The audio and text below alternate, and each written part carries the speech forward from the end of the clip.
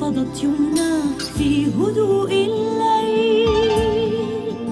من هو الصامد المغامر في وجه السيل؟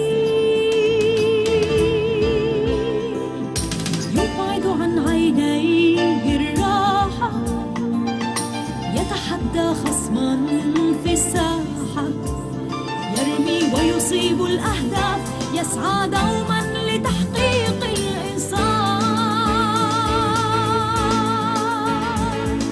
وخيال أبيه في الأحلام يوقظ في القلب الحساس حب الخير لكل الناس، مهما كان الثمن من الصعاب. سيظل البطل القناص بكل الصبر والإخلاص، يعمل باجتهاد وعلى أهبة الاستعداد